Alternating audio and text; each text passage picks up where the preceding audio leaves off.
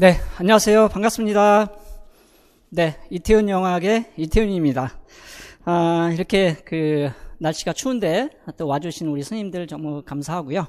우리 서로 눈 인사라도 이렇게 같이 할 수 있으면 좋을 것 같습니다. 제가 들어오기 전에 잠깐 이제 우리 스님들하고 얘기도 좀 이렇게 나눠봤는데 아마 이제 어떻게 이제 임용을 시작해야 될지 상당히 궁금하기도 하고 또 두렵기도 하고 많은 그런 또 생각들을 가지고 오셨을 텐데 오늘 그런 측면에서 여러분에게 충분히 여러분이 이해할 수 있는 또 새로운 구체적인 목표를 세울 수 있도록 이렇게 진행을 해보도록 하겠습니다. 자, 자료를 받으셨죠? 자, 자료를 받으셨을 텐데 양이 적지 않습니다. 그래서 적지 않은 양이기 때문에 한 2시간 정도 예정을 하고 있는데 조금 더 빨리 끝날 수도 있고요. 아무튼 상황을 보면서 이렇게 진행을 해보도록 하겠습니다. 자, 첫 페이지에 보시면 머릿말 부분하고 밑에 이제 꼬릿말 부분이 있어요. 이 부분에 대해서 잠깐 설명을 드리도록 하겠습니다. 머릿말의 맨 좌측, 우측 상단을 보시면 영화학의 새로운 길, RCO, 이태훈 영화학 이렇게 되어 있습니다. 뭐 또 아시는 분들은 아시겠지만 제가 이제 다른 팀에 있다가 이렇게 새로운 길을 도전하고 개척하기 위해서 이태훈 영화학이라고 하는 그런 과목을 가지고 진행을 하게 되었습니다. 그래서 RCO 이태훈 영화학이라고 되어 있는데 그거에 대해서는 잠시 후에 다시 설명을 드리도록 하고, 그 다음에 연구실 상담 전화는 일반 전화가 아니고 휴대폰 전화로 되어 있습니다. 그래서 전화나 문자나 또는 카톡으로 이렇게 상담을 하실 수 있도록 우리 조교분들께서 운영을 해 주실 겁니다. 그래서 그렇게 궁금한 것들이 있으면 전화나 문자나 카톡으로 주시면 상담을 해드리도록 할 거고요. 자, 맨 밑에 꼬릿말 부분을 보시면 제가 강의할 곳은 암호로 임용학원 바로 이곳입니다. 여기에서 이제 강의를 하게 되고요. 직강 학원이 되겠고 문의 전화는 나와 있는 대로 1577-4815입니다. 또 홍보를 하기 위해서 이 자리에 섰기 때문에 이렇게 양해해 주시면 좋겠고, 그 다음에 우측에 보면은 같은 번호로 인강이 있습니다. 암호로 IT층에서 인강을 이제 수강할 수가 있겠습니다. 아마도 오늘 여기 오지 못한 분들은 합격 설명회를 인강을 통해서 여러분이 충분히 보실 수가 있을 겁니다. 자, 그래서 2019년 대비 RCO 이태훈 영화학 합격 설명회라고 이렇게 이제 되어 있는데요. 그 순서에 대해서 잠깐 말씀을 드리도록 하겠습니다. 그 자료는 연간 강의 계획이 이제 먼저 나갔지만은 제가 이제 의도적으로 좀 먼저 넣었습니다. 여러분이 편히 먼저 보실 수 있도록. 그러나 순서는 여기 나와 있는 대로 전공 용어가 무엇인지 또 임용시험이 무엇인지에 대해서 한 20-30분 정도 이렇게 특강을 먼저 하고요. 그 다음에 제가 올해 진행할 연간 강의 계획에 대해서 소개를 하도록 하겠습니다. 그리고 영화 기출 해설은 이미 여러분이 들어보시기도 하고 들어도 잘 모릅니다. 그래서 어떻게 이제 기출이 되는지에 대해서 간략하게 이렇게 소개를 하도록 하겠습니다. 그리고 질의응답을 받도록 하겠고요. 현장에서 혹시 인강으로 들으시는 스님들은 우리 카페가 제가 만들어 놨습니다. 우리 조교들이 이제 운영을 해 주실 텐데 여기에 이제 상담할 수 있는 그런 게시판이 있어요. 그쪽에다가 상담 내용을 질의 내용을 이제 올려주시면 답변을 이렇게 하도록 하겠습니다. 그리고 이제 오늘 조교를 또 신청하실 분들은 양식이 있으니까 신청을 해주시면 바로 이렇게 면접을 해서 1년 동안 같이 갈 수 있도록 이렇게 하겠습니다. 죄송한데 제가 좀 외투를 좀 벗고 할게요. 네.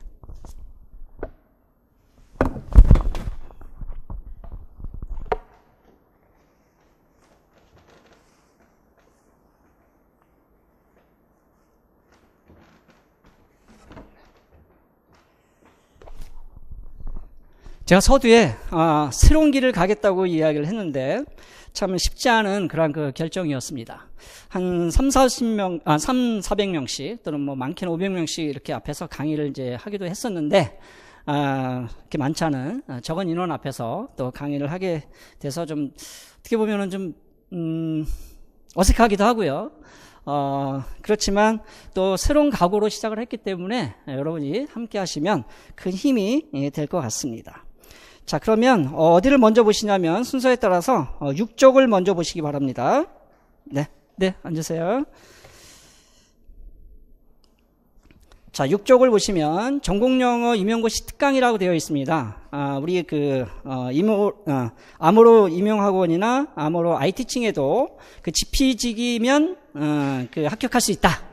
뭐 이런 모토가 있습니다. 그래서 우리가 전공영어라는 임용시험이 어떤 것인지를 잠깐 소개를 하도록 하겠습니다. 임용시험, 임용고시 또는 교원시험은 1991년부터 시작해서 2018년까지 시험이 이제 시행이 됐고 한 27년 정도 되죠. 그런 긴 역사를 가지고 있습니다. 그래서 주관식으로 보다가 2009년부터 2013년까지는 이제 객관식, 그 다음에 1차 객관식, 2차 논술, 3차 이제 면접, 이렇게 이제 진행을 했었고요.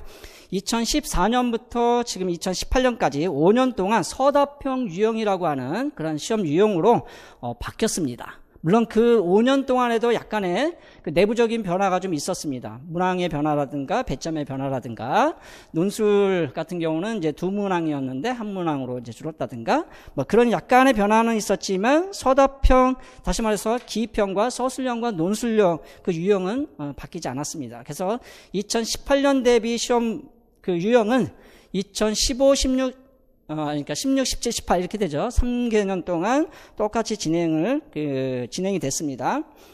자, 1차 시험은 올해 11월 25일 날 시험을 봤죠. 그래서 이제 이번 주 12월 29일 날 1차 합격자를 발표합니다. 그리고 이제 2차 시험이 16, 17일 날, 1월 16, 17일 날 이렇게 이제 있게 되고요.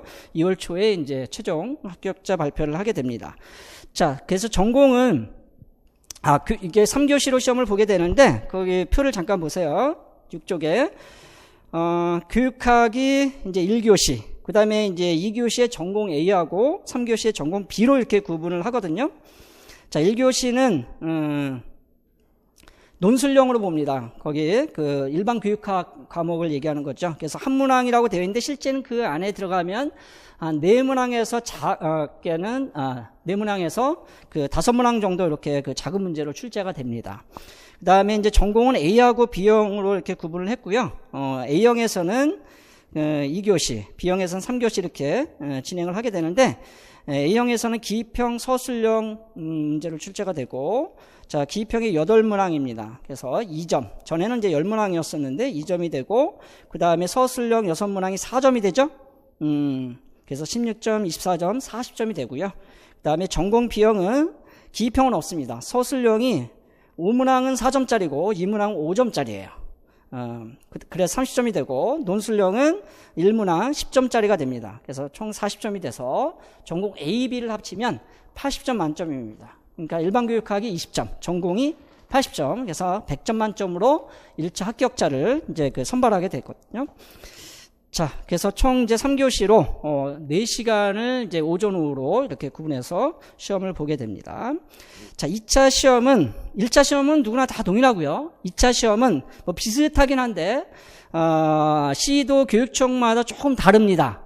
기본적으로는 이제 거기 나와 있는 것처럼 교직 적성, 심층 면접은 다 비슷하게 보고요. 조금씩 다르긴 하지만 그 다음에 교수학습 지도안 작성 같은 경우도 거의 비슷합니다. 근데 이제 교육청마다 조금 다른 부분이 있어서 이거는 여러분 지원하는 그런 교육청의 공고문을 정확하게 보고 준비를 하시면 되겠고, 수업 실연이 있습니다. 이거는 뭐 어디나 다 비슷하게 하는데 다만 수업 실연 시간이 교육청마다 조금 다릅니다. 뭐 20분 하는 데도 있고 15분 하는 데도 있어요.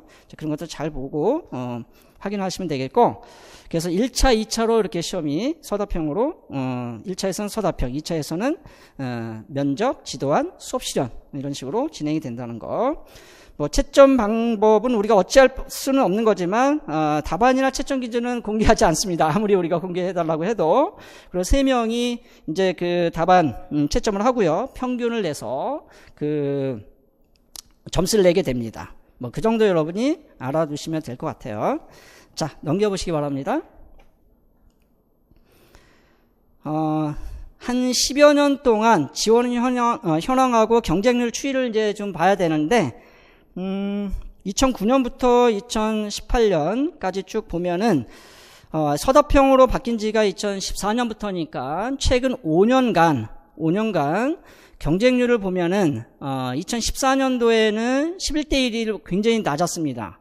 그리고 굉장히 많이 뽑았었죠. 678명을 뽑았었는데 2018년도 이제 내년 대비죠. 그래서 260명 상당히 많이 줄었습니다. 그래서 총 418명이 줄었고 경쟁률이 11대 1에서 무려 25대 1 정도로 높아졌습니다.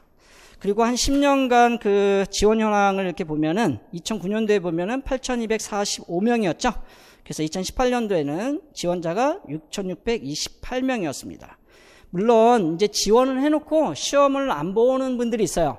이제 그런 분들이 한 10% 정도 된다고 보시면 됩니다. 10% 좀 넘을 때도 있기 때문에 그래서 실제 경쟁률은 작년 같은 경우도 그러니까 올해죠. 올해 같은 경우도 25대 1이었지만 조금 좀 이렇게 낮다고 보시면 되겠습니다. 근데 사실은 경쟁 시험에서 25대 1이라는 것은 정말 살인적인 그런 경쟁률입니다. 그런 걸 뚫고 이제 시험을 봐야 되는데 자, 그런데 여기서 중요한 게 있어요. 중요한 건 뭐냐면 우리가 25대 1 경쟁률이라고 하면은 이게 어느 정도였냐면 100명이 같이 공부를 하면 몇몇만 붙는 시험이냐면은 4명만 붙습니다. 그렇잖아요. 그죠? 그래야 25대 1이 되거든요. 그러면 이런 시험을 내가 과연 준비를 해야 될까? 이런 이제 고민에 빠질 수 있어요. 물론 10%가 시험을 보지 않는다 하더라도 근데 이제 제가 오랫동안 이제 강의를 하면서 이런 분석들을 많이 해봤는데 실제는요. 1년 동안 적어도 열심히 올인해서 이제 그 준비를 한다고 했을 때 몇 대 1 경쟁에서 이제 우리가 시험을 보게 되냐면 5대 1 경쟁입니다. 다시 말해서 요거는 20% 안에 내가 들어가기만 하면 시험에 합격할 확률이 높아지는 거야. 다시 말해서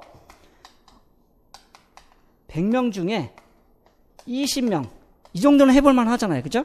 5대 1이면 100명 중에 20등 안에 들면 됩니다. 그래서 보통 제가 분석을 했던 자료에 의하면 500명이 시험을 봤을 때 그 중에 100등 안에 드는 연습을 하면 됩니다.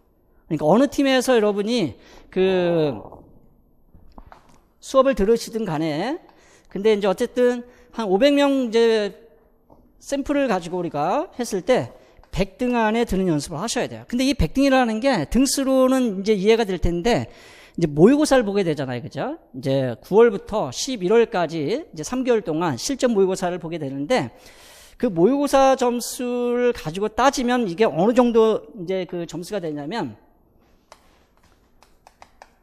60점 정도가 됩니다. 그러니까 사실 실제는 이제 60점이고 한 55점에서 60점 정도 안에 드는 그런 연습을 하게 되면 이게 5대 1이거든요. 그러니까 이게 5대 1이라는 건 또 뭐냐면 우리 임용시험이라고 하는 것이 반드시 이 경쟁률만 가지고 이야기하기는 좀 힘든 부분이 있어요. 그러니까 이 5대 1이라고 하는 것은 여기서 또 경쟁을 한다기보다는 이 5대 1에서는 누가 합격할지 모른다는 거예요. 그래서 임용에 관한 그런 공식이 있어요. 이거는 이제 제가 나름대로 이제 만들어 본 건데 임용시험이라고 하는 것은 일단은 기본적으로 뭐가 있어야 되냐면 실력이 있어야 돼요. 그렇잖아요. 이게 시험인데 실력이 없으면 붙을 가능성이 없겠죠. 그죠? 그래서 실력이 있어야 되고 그다음에 그 시험만이 가질 수밖에 없는 스킬이 있어요. 그걸 1년 동안 연마를 하는 거거든요.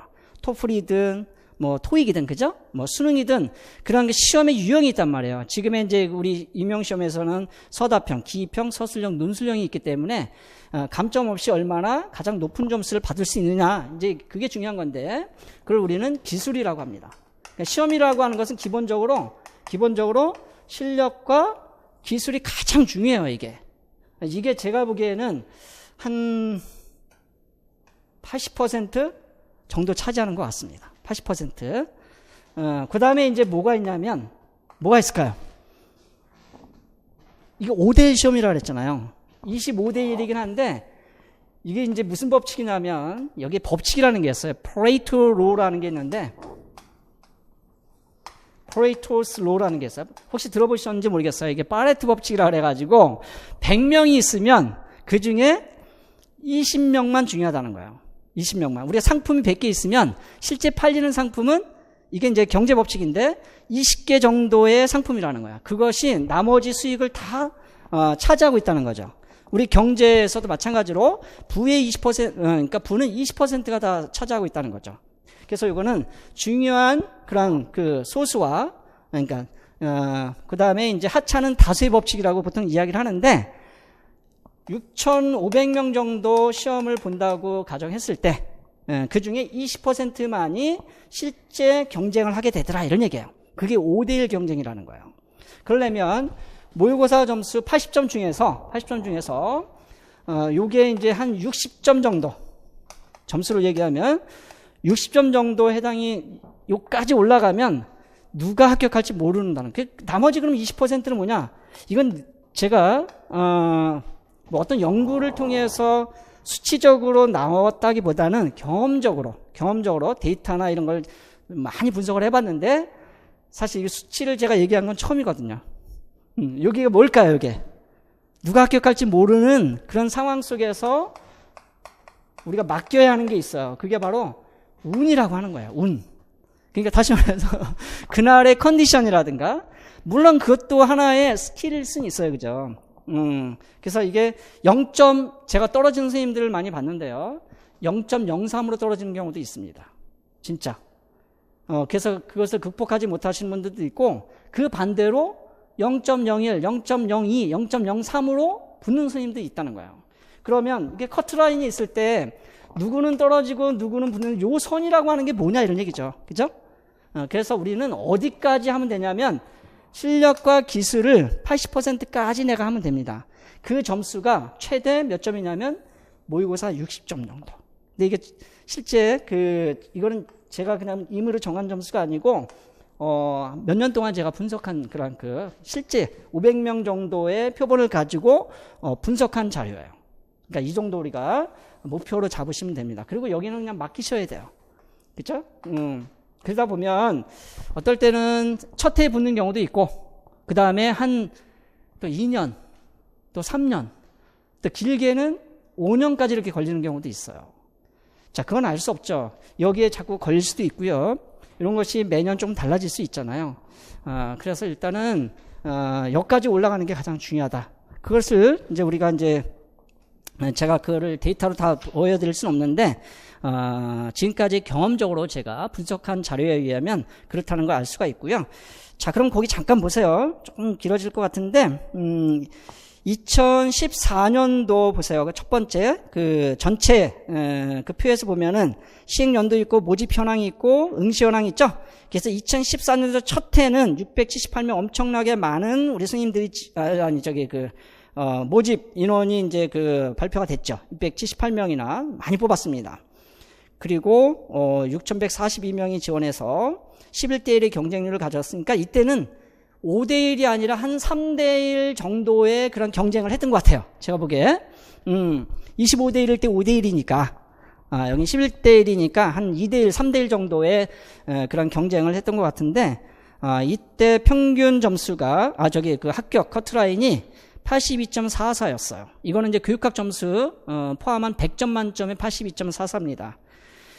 상당히 높은 거죠. 80점이 평균이 넘어간다는 것은 굉장히 시험이 좀 쉬웠다 이렇게 이제 볼 수가 있어요. 그 다음에 2015년도에는 무려 10점이 낮아졌죠, 거의. 10점이 좀 높게 낮아졌습니다. 그래서 평균이 아니라 커트라인이 71점 정도 됐습니다. 그죠? 그 다음에 2016년도에 더 떨어졌죠. 그렇죠? 2016년도에 무려 이제 5점이 떨어져서 전체 첫 해보다는 한 15점 정도가 떨어졌고요. 그러다가 작년이죠. 작년에 점수가 굉장히 또 올라갔습니다. 즉 그만큼 난이도가 이제 낮아졌다는 거예요. 시험이 좀 쉬워졌다는 거죠. 그러니까 이 시험이 쉬워지면 이게 굉장히 작용을 또 많이 한다고 볼 수가 있어요. 왜냐하면 이 커트라인에 엄청나게 많은 인원이 몰리는 거거든요. 그죠? 변별력이 높아지면, 난이도가 높아지면 여기에 위치하는 그런 인원들이 좀 적을 텐데, 이렇게 이제 난이도가 낮아서 커트라인 점수가 올라가게 되면 굉장히 이 부분이 더 많이 작용을 하게 되는 거야. 그러니까 이거는 우리가 알 수 없기 때문에 적어도 이 정도 60점 정도까지는 이제 목표로 삼으셔야 된다. 이렇게 그게 이제 500명 중에 100등 안에 드는 연습을 하시면 되거든요. 자, 올해는 이제 점수가 어떻게 될지 모르겠어요. 제가 예상을 이렇게 뭐 마음대로 해볼 수는 없지만 아마도 82점보다는 낮을 것 같아요. 낮을 것 같아요. 그래서 한 77점에서 한 79점, 많게는 80점 정도 이렇게 되지 않을까 싶습니다. 이번에 영어학 두 문제가 상당히 어렵고 이게 답이 어떻게 갈릴지 몰라서 그런 부분들 5점짜리, 4점짜리가 상당히 이제 관건이 될 것 같은데 좀 지켜봐야 되겠죠. 이제 곧 나올 테니까.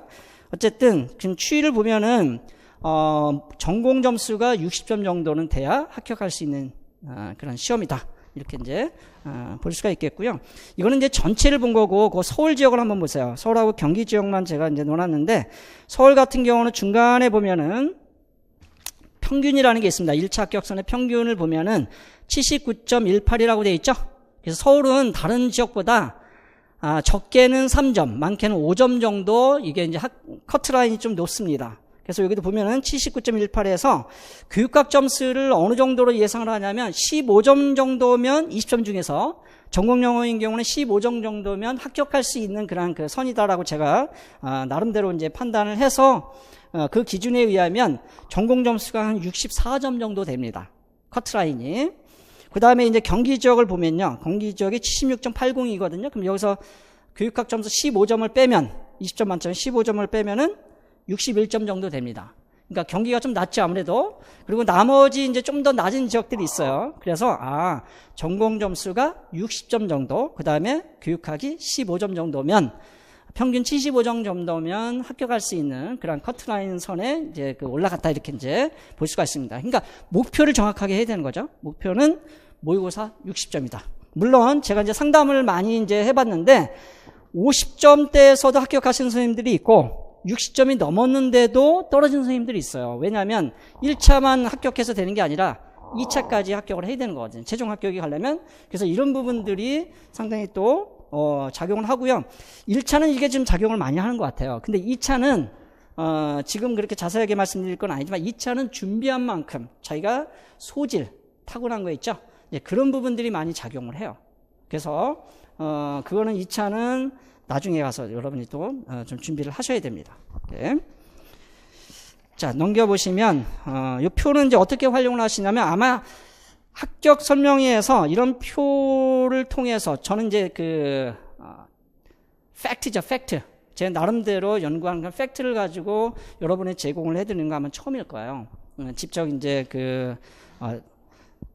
지방으로 가서 이렇게 특강을 할 때 그때 보통 이런 자료들을 제공해 드리는데 나름대로 고민을 해서 여러분들에게 제공을 해드리니까 이런 걸 잘 활용을 하시면 되겠습니다. 자, 2015년도 1차 합격선 및 경쟁률 분석을 보세요. 이건 표만 잠깐 보시기 바랍니다. 거기 보면 지역 순위, 합격선 순위라고 되어 있죠. 그러니까 해년마다 좀 틀려요. 매년마다 좀 틀리기 때문에 2015년도에는 대구가 가장 경쟁률도 높았을 뿐만 아니라 커트라인이 가장 높았어요. 대구 지역이 많이 뽑질 않거든요. 지금도 그렇고요. 그래서 보니까 75.67. 그럼 여기서 교육학 점수를 13점, 최소 13점에서 15점. 그러니까 전공 점수가 좀 높으면 13점, 전공 점수가 조금 낮다가 싶으면 15점 이렇게 적용을 하셔가지고 보니까 전공만 우리가 예상을 했을 때 한 62점 정도 되죠.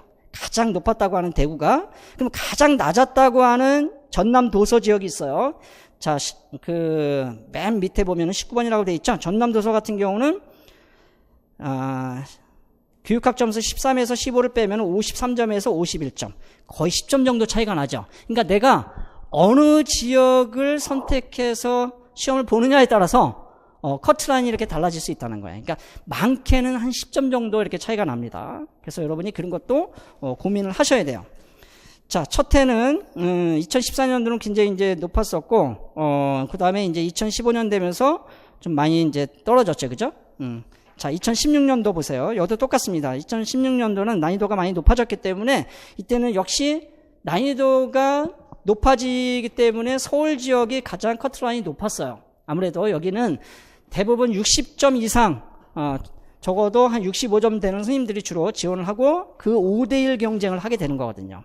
물론 허수도 많이 있어요. 이게 프레이트로라 그래가지고 80%는 그냥 이렇게 또 그 묻어가는 경우들도 있기 때문에 여러분이 거기에 들면 안 되겠죠. 20% 안은 든다는 걸 목표로 해야 되고, 자 여기도 보니까 58점하고 맨 밑에 53점 이렇게 돼 있죠. 그런 거로 봐서는 여기는 이제 큰 차는 없었어요. 전체적으로 보면은 한 5점 정도 이렇게 차이가 났습니다. 물론 지역별로 선생님들이 이제 채점위원들이 채점을 하기 때문에 이게 뭐 완전히 공평하다, 그러니까 라고 볼 수는 없지만 어쨌든 그 추이를 보면은 2015년도에는 한 10점 차이가 났었고, 최고하고 최저가 여기는 한 5점 정도밖에 차이가 나지 않습니다. 그죠? 자, 그 다음에 넘겨서 2017년도, 작년도 시험이죠. 부산이 4명밖에 안 뽑았어요. 거기 보니까, 경쟁률이 무려 54대 1이었습니다. 여기 지원하는 선생님들은 보통 배짱이 아닌 것 같아요. 부산을 너무 사랑하시는 분들이라 딴 데 가고 싶지 않은. 근데 이제 부산을 탈출해서 강원도를 시험 보신 선생님이 있었어요. 근데 안타깝게도 3번을 보셨는데 이렇게 떨어지는 선생님도 있더라고요.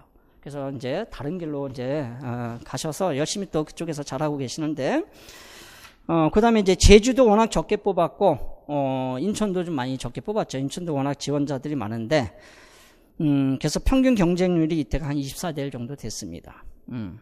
자, 그래서 이때도 난이도는 낮았기 때문에, 커트라인이 85점이나 됐습니다. 그죠? 전공이 72점. 그 다음에, 가장 낮은 저쪽 아예 안 뽑는 지역도 있죠. 이렇게 보니까 경북이나 울산 같은 지역 같은 경우는 뭐 2명, 3명 뽑는데 아예 이렇게 2017년도, 18년도 연이어서 계속 안 뽑고 있어요. 그러니까 그런 것도 고려를 해보셔야 되고, 여기도 한 72점에서 65점 그 사이니까, 한 7점 정도 이런 차이가 있죠. 그러니까 어느 지역을 선택해서 할 거냐 하는 것도 좀 고려를 해보셔야 되고, 자, 2018년도 지원 현황 및 경쟁률을 보도록 하겠습니다. 아직 점수는 공개가 안 됐기 때문에 대전이 정말 2명밖에 안 뽑았죠. 대전 지역이 2명밖에 안 뽑아서 47대 1을 기록했습니다. 50대 1을 넘어가진 않았는데, 그 다음에 광주도 2명, 대구 7명, 부산 6명. 여기까지만 딱 보시면 전부 다 40대 1 정도 이상이 됩니다. 그러니까 이게 무슨 얘기냐면 모집 인원이 한 자릿수인 경우는 거의 50대, 40대 1 이상 이렇게 육박하는 그런 경쟁률을 보인다는 거예요. 그러니까 여기는 내가 진짜 탁월한 점수로 합격을 할 거라고 예상하지 않으면 지원할 수 없는 곳이긴 해요. 근데 이제 경쟁률이 높은 이유는 뭐냐면 어차피 떨어질 거니까 80%에 해당되는 분들이 그냥 시험을 보는 겁니다. 자기 지역에서. 그러니까 그런 것도 우리가 이제 고려를 해볼 수가 있겠죠. 자, 그래서 올해는 이제 몇 점 정도가 나올지 모르겠지만 제가 그냥 그래도 한번 예상을 해보면 77점에서 한 80점 사이가 아닐까 이렇게 생각이 듭니다. 그러면 전공으로 따지면 62점에서 65점 정도 선이라고 보시면 되겠고, 실제 제가 있었던 팀에서도 보면은 100등 안에 들려면요, 100등 안에 500명 중에서 100등 안에 들려면은 난이도가 그냥 중간 정도일 때는 60점 정도 되고요. 그 다음에 난이도가 좀 높다. 다시 말해서 1등이 72, 3점 정도 되면은 60점 정도 되면 한 100등 안에 들고요. 그 다음에 이제 난이도가 좀 높아져서 한 65점이 1등이면은, 한 57점 정도? 60점 가까이 이렇게 됩니다. 그러니까 거의 비슷하죠. 그죠? 네, 그런 목표를 가지고 하시면 좋을 것 같고요. 자, 그런 측면에서 우리가 한번 이해를 쭉 해봤습니다. 오케이. 자, 넘겨보세요. 그 다음에 이제 좀 더 구체적으로 한번 들어가 볼게요. 12쪽이죠? 전공영어 과목별 출제 빈도라고 돼 있는데, 우리는 이제 전공영어니까 그런 부분들을 좀 더 구체적으로 보도록 하겠습니다. 자, 2014년도에는 듣기평가가 있었고요. 10점 5문항 2점씩 해서 10점 있었고, 지금은 뭐 해당이 안 되니까 상관이 없고, 이제 보통 이제 크게 우리가 전공영어를 4과목으로 나눕니다. 일반 영어하고 문학. 근데 사실 일반 영어 문학은 어느 강의든 한 분이 하십니다. 그죠? 그래서 일반 영어 문학은 한 과목 정도라고 생각을 하시면 되겠고, 그 다음에 교수법, 그 다음에 이제 영화 이렇게 이제 구분이 되는데,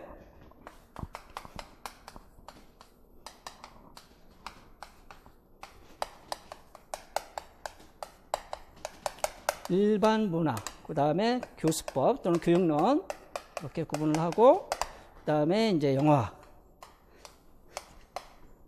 그 지침에도 어느 정도 나와 있는데 교수법이 한 35% 이상이라고 이렇게 되어 있습니다. 출제 이제 그 비중이 35%.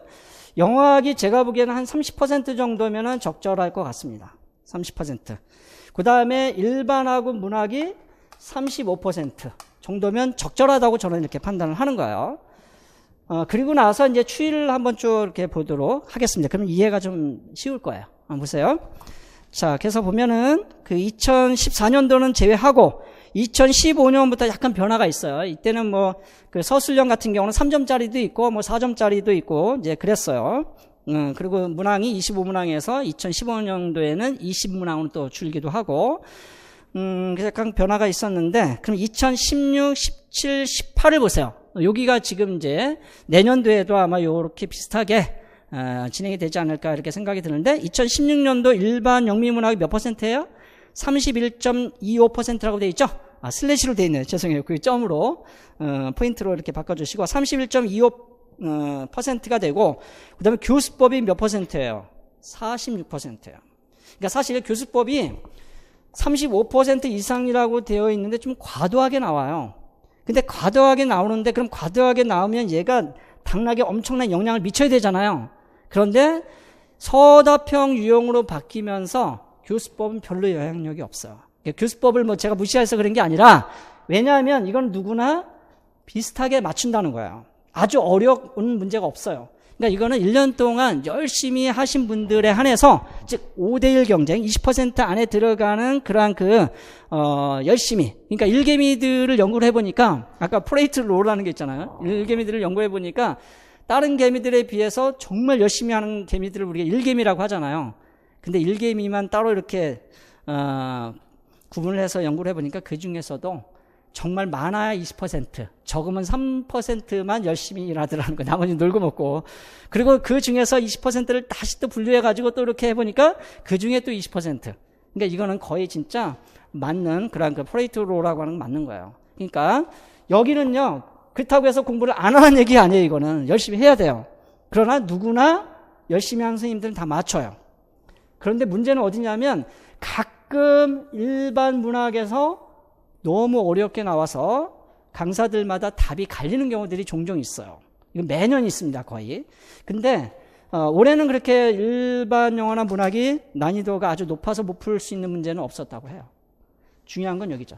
영어학. 제가 꼭 영어학 담당이어서 이거를 너무 과도하게 강조하는 건 아니고요. 데이터를 보면 알아요.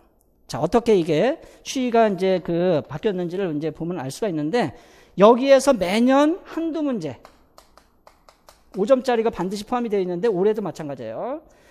그래서 영어학은 이거는요, 공부를 제대로 안 하면 점수가 안 나와요. 그러니까 여기서 예를 들어서 4.5점짜리 하나만 깎이잖아요. 하나만 이제 틀려도 5대1이 들어갈 수가 없어요. 왜냐면 적어도 모의고사 60점 정도를 넘어야 되니까. 그래서 이거를 그냥 대충 준비해서는 안 되는 거예요. 근데 예전에는 2009년도에서 2014년도 같은 경우는 영어학 비중이 굉장히 낮았어요. 객관식에서도. 그렇기 때문에 그때는 다른 과목을 열심히 해갖고 영어학은 누구나 안 해. 그래서 비슷비슷하게 다 비슷하게 틀려요. 그러니까 문제가 없었죠. 근데 지금은 이거는 웬만큼 다 한단 말이에요. 근데 중요한 거는 영어학을 안 하고는 열심히 해도 점수가 안 나오는 과목이기 때문에 열심히 해도요. 여기서 이제 결정이 난다는 거예요. 그러니까 여러분이 그런 부분들을 좀 고려를 해보시면 이제 알 수 있는 게 뭐냐면 2016년도 보세요. 영어학 비중이 22.50%였어요. 그죠? 즉 30% 못 미쳤죠. 그러니까 이건 제 욕심이에요. 사실 이제 영어학 강의를 하면서 요 정도 비율로 나오면 좋겠다 했는데 얘가 너무 과도하게 나오고, 대신 일반 문학은 35% 많이 못 미쳐요. 영어학은 원하는 만큼 올라와 있어요. 2017년도, 18년도를 보면은. 자, 그래서 2017년도를 보세요. 영어학이 비중이 31.25%로 높아졌죠? 이건 제가 하나하나 문학 분석을 다 해서 나온 그런 데이터입니다. 속임수가 있는 게 아니고요. 그래서 이제 교수법이 조금 떨어졌어요. 그 다음에 2018년도 보니까 일반 문학이 25%. 많이 떨어졌죠. 그 다음에 교수법은 40% 이하로 떨어지진 않아요. 뭐 57%까지 53%까지 간 경우도 있잖아요. 그죠? 2015년 같은 경우는. 그러니까 얘는 적어도 35%에서 40%는 차지한다고 봐야 돼요. 교수법이 중요하잖아요. 그죠? 학생들 가르치는 게 중요하지. 이거 영어학은 내용학적인, 이론적인 부분들은 학생들에게 직접적으로 중요한 건 아니에요. 그러나 이 정도의 임용시험에서 요구하는 수준의 그런 이론을 이해하고 그것을 적용할 수 있는 능력이 있느냐.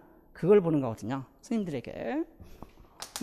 그래서 2017년도에는 31.25%, 2018년도에는 33.75%. 상당히 높아졌죠. 그러니까 8문제 나왔습니다. 작년에도 8문제 나왔고요. 22문항 중에서 8문제가 출제가 됐다는 것은 문항수로도 굉장히 비중이 커졌어요. 왜 이렇게 커졌는지 모르겠어요. 이거는 그대로 돼 있고. 대신 일반하고 문학을 좀 많이 줄였다는 거. 이렇게 이제 우리가 볼 수가 있겠고. 근데 중요한 건요. 이런 데이터를 통해서 우리가 나름대로 이제 그 1년간 커리를 여러분이 정해야 되잖아요. 그러니까 어떤 걸 또 그렇다고 해서 무시하면 안 돼요. 이게 이제 알 수가 없어요. 어느 해에 어디에서 더 어렵게 나올지 모르는 거죠. 교수법을 아주 어렵게 낼 수도 있겠지만 사실 특성상 교수법을 어렵게 내기는 좀 어려운 것 같아요. 몇 년 동안 이렇게 추이를 보면은 누구나 열심히 한 분들은 실수하지 않으면 맞출 수 있는 문제로 출제가 된다는 걸 알 수가 있고요. 자, 그런 차원에서 이제 영어학이 단도직입적으로 굳이 말씀을 드리면 안 하고는 합격할 수 없다라는 걸 우리가 이제 알 수 있다는 겁니다. 이해되셨어요? 이렇게 제가 좀 흥분을 한 것 같아요. 자, 조금 쉬어가겠습니다. 오케이. 그래서 요거는 이제 5년 동안 거기는 써놓지는 않았지만 이제 평균을 내보니까 일반 영미문학 같은 경우는 5년 평균을 내보니까요. 한 26.9%인데 한 27% 이렇게. 그러니까 30% 조금 못 미치죠. 그죠? 그 다음에 5년 동안 교수법 같은 경우는 45% 정도 되고요. 영어학인 30% 약간 못 미쳐요. 전체적으로 보면은 한 28% 이렇게 되거든요. 그러니까 근데 이 수준까지 왔다고 하는 것만 우리가 인식을 하고 공부를 하시면 좋겠다. 왜냐하면 영어 과목이 어려워요. 통사론, 의문론 엄청 어렵습니다. 그래서 그 차근차근 준비하지 않으면 사실 합격을 한다는 게 이렇게 쉽지는 않은 그런 그 과목들이에요. 자, 넘겨서요. 이건 참고로 빨리 보시기 바랍니다. 제가 이제 기출 분석할 때는 아주 자세하게 설명을 드릴 건데, 자, 영어학 영역별 기출 분포 및 출제 빈도라고 돼 있는데, 이 기출 분석을 제가 철저히 합니다. 아주 우리 그 노량진 임용시장에서 뭐 제 자랑이라기보다는 정말 그 모든 기출에 대해서 완벽하게 이제 분석을 해서 컨텐츠를 구성하고 그 컨텐츠에 따라서 수업을 진행하고 거기에 따라서 이제 또 예상 문제도 만들고 이렇게 이제 진행을 하게 되고 실제 그 범위 안에서 거의 출제가 된다고 보면 될 수가 있는데요. 자, 영어학 같은 경우는 크게 이제 의문 형태론을 하나로 묶습니다. 이렇게. 왜냐하면 의문론하고 형태론이 거의 그 융합형으로 문제가 계속 출제가 되고 있습니다. 올해도 그랬고. 그 다음에 문법. 소위 말하는 여기서 문법이라고 하는 것은 학교 문법이라고 이야기해요. 스쿨 그래머라고 하는 거거든요. 학생들 가르치는 그래머하고 통사론은 이론이에요. 이론. 이게 이제 어렵죠. 그래서 이론에 해당되는 부분을 묶습니다. 그 다음에 이제 의미, 화용, 그 다음에 일반 언어학은 사실은 이제 그 의문 형태, 의미, 화용, 이거를 이제 전체를 이제 하나로 묶어서 나누고, 그 다음에 이제 학교문법과 통사론을 묶어서 이렇게 나누는데 저는 이제 세 부분으로 나눠봤어요. 근데 수업 진행은 제가 이제 의문론 파트하고 통사론 파트를 둘로 나눕니다. 의문론에는 형태론, 의미, 화용론이 다 포함이 되고 일반 언어학까지 제가 이제 사회 언어학까지 올해는 강의를 하려고 해요. 이제 그런 측면에서 출제가 계속 되고 있기 때문에 아주 중요한 부분이기도 하고, 그래서 보면은 한 30% 정도 차지합니다. 의문 형태. 그 다음에 우측에 있는 의미, 화용론까지 포함하면 한 20% 되죠. 그래서 이것이 50%. 그러니까 두 축이에요. 크게 보면 의문론이 나머지를 포함해서 50%. 그 다음 학교문법 통사론이 50%. 그래서 실제 제가 있던 팀에서는 제가 50%를 담당했었고 다른 선생님이 50%를 담당해서 이렇게 수업을 진행을 했었어요. 그러니까 저도 올해는 그렇게 진행을 할 거예요. 그러니까 1, 2월은 의문론 파트, 즉 형태, 의미, 화용, 일반 언어학까지 포함하는 의문론 파트 1, 2월에 하고요. 그 다음에 이제 3, 4월에 학교문법 통사론 파트를 할 거예요. 이게 이제 기본반, 즉 초수반.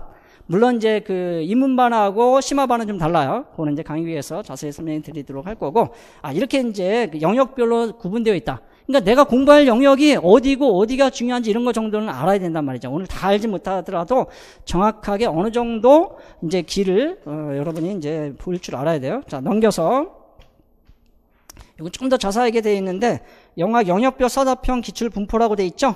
그래서 어디에서 기평, 서술형 문제가 논술형은 없습니다. 논술형은 전부 다 5년 동안 계속해서 이제 그 교수법이 나왔기 때문에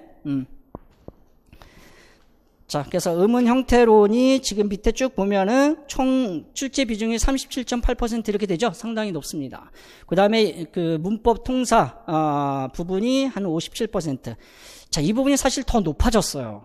크게 보면은 그 2002년부터 2013년까지 분석한 것보다도 여기가 학교문법이나 통사론 부분이 더 높아졌고요.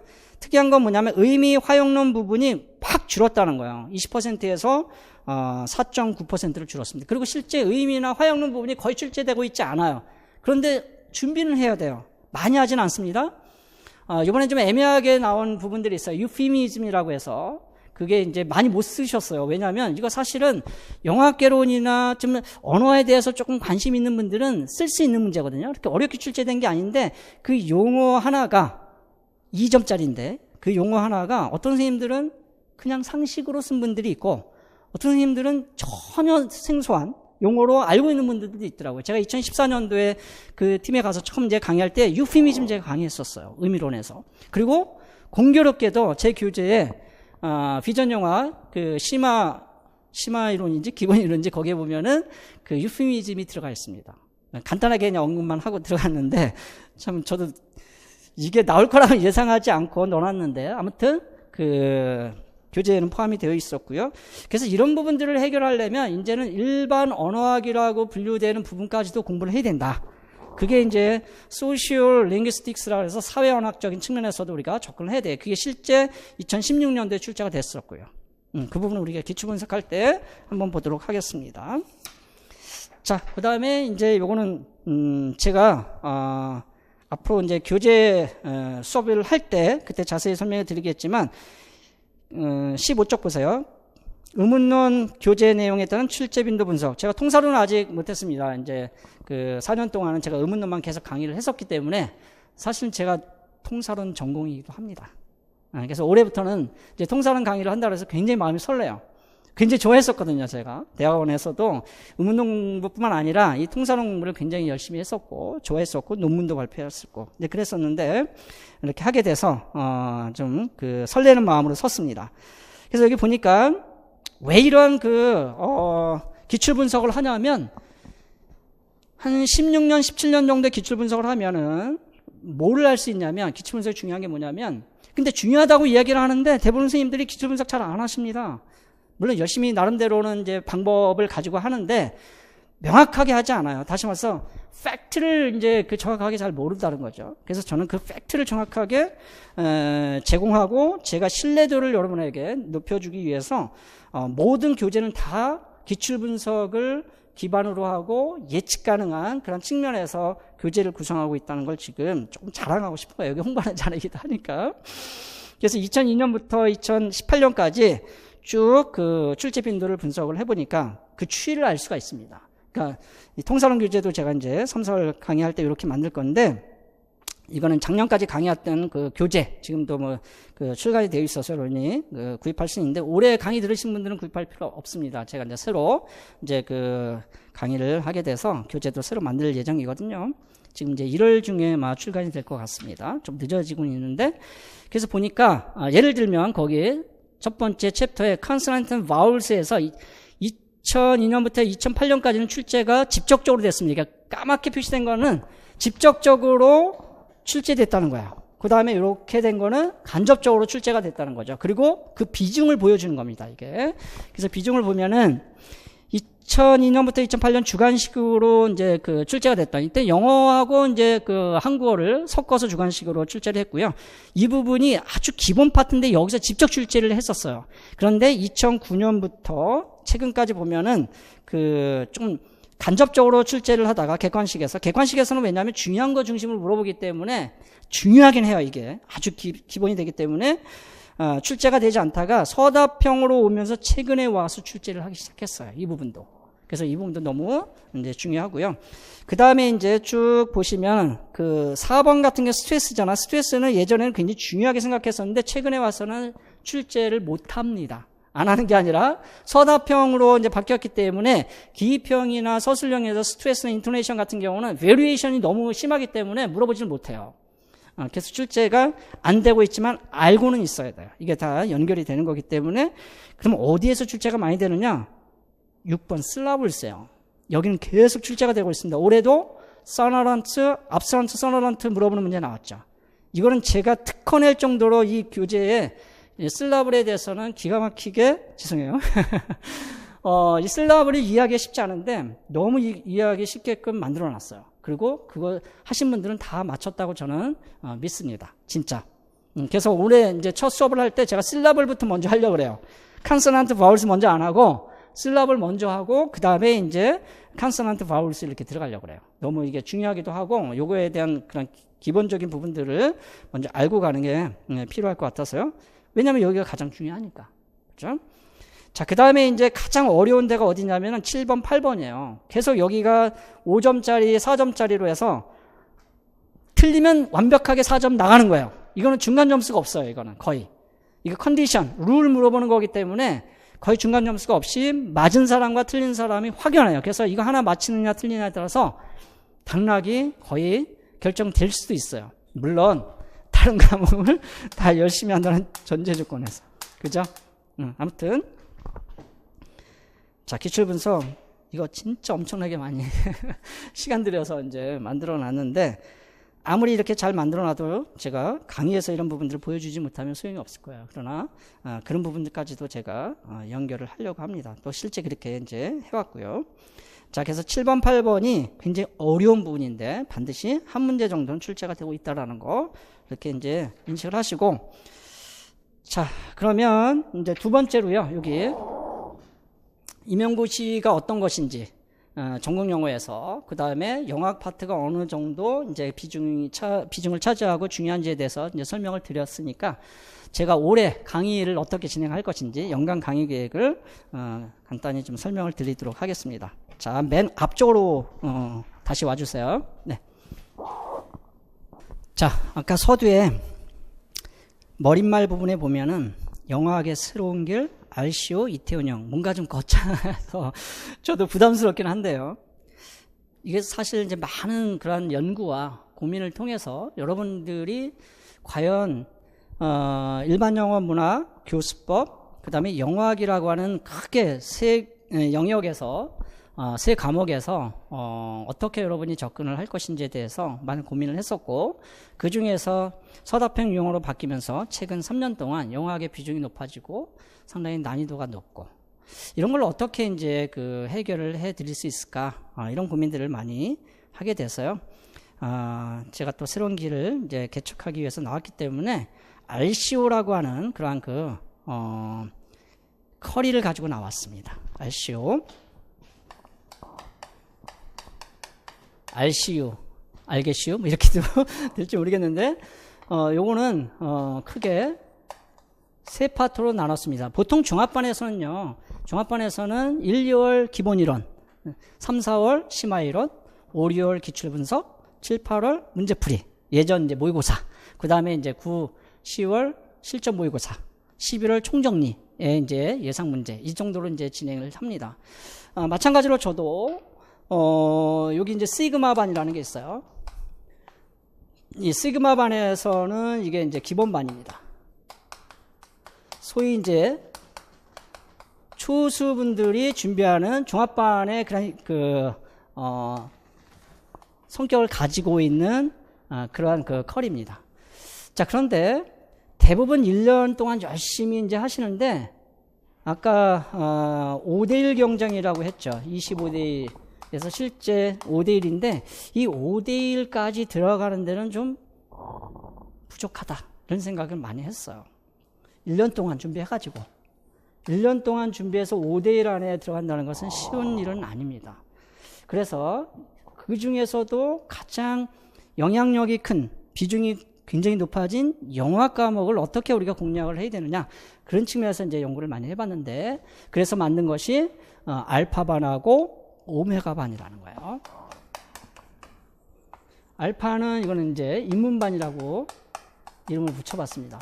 이거는 재학생들이 1년 커리로 선택해서, 물론 다 들을 필요는 없을지 모르겠어요. 그렇지만 재학 과정에서 뭐 여기 지금 강좌를 보면은 한번 보실까요? 그 2페이지에 연간 강의 계획의 2페이지에 보면은 알파 코र्스라고 해서 이제 알코죠. 그 R, CO 할 때 그 R인데 재학생 1학년부터 4학년까지 다 해당이 됩니다. 그래서 총 6강좌로 이제 2개월씩 진행을 하거든요. 그냥 그렇게 부담스럽지는 않아요. 근데 이게 수강료 얘기를 하기에는 좀 그렇긴 한데, 수강료가 보통 단과 같은 경우는 13만 원에서 15만 원 정도 됩니다. 이제 팀별로 좀 다르기도 하고 선생님별로 다르기도 한데, 저는 학원하고 이제 협의를 해서 여러분에게 진짜 수강료 비싸면 이거 강의 다 들을 수 없잖아요. 강좌가 이렇게 많은데. 그래서 한 강좌당 6만 원. 또 여기 오신 분들은 바로 신청을 하시면 3만 원에 들을 수 있습니다. 죄송해요. 이게 돈 얘기를 해서. 근데 저는 진짜 간절한 마음으로 여러분이 필요하면 돈 때문에 공부를 못하는 게 아니라 좀 이렇게 제공을 해드리고 싶은 거예요. 1년 동안은. 그래서 1년 동안은 아예 그 수강료를 제가 다 우리 카페에도 올려놨지만은 변함없이 그렇게 가려고 합니다. 진짜. 그리고 필요하신 분은 저한테 오시면 뭐 또 더 좋은 그런 혜택으로 이렇게 강의를 들으실 수 있도록 또 안내도 해드릴 수 있을 것 같아요. 자, 그래서 6강좌를 쭉 그 계획을 했고요. 이게 이제 알파 코스라고 하는 겁니다. 근데 왜 이런 그 코스를 만들었냐면, 제가 한 6개 대학, 5개 대학을 2년 동안 다니면서 이제 임용특강을 해봤는데, 거기에는 1학년부터 4학년까지 다 오시거든요. 근데 1학년, 4학년 분들이 임용에 대해서 많이 관심을 갖고 있어요. 왜냐하면 이제는 경쟁률이 워낙 높고 합격하기가 쉽지 않다는 걸 알기 때문에 미리 준비를 해야 돼요. 어차피 사범대 가신 분들, 교직 이수하신 분들, 그죠? 대학원에서 이제 그 교사 자격증 따신 분들은 전부 다 목표가 뭐냐면 대부분은 교사가 되는 거잖아요.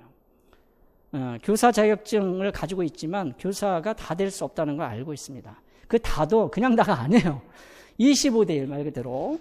6,500명 시험 보는 데서 한 300명 정도 합격하는 이제 시험이기 때문에, 그것도 많아야 요즘에 와서는. 그래서 이런 커리를 만들어 놓은 겁니다. 그러면 적어도 내가 2학년부터 1년 과정으로, 주로 이제 이거는 인강으로 들으시면 좋을 것 같고요. 직강도 제가 개설을 했어요. 뒤에 이제 시간표가 이제 있지만 월요일마다 7시부터 9시까지 2시간씩 이렇게 강의를 합니다. 물론 이것이 인강으로 올라가요. 그죠?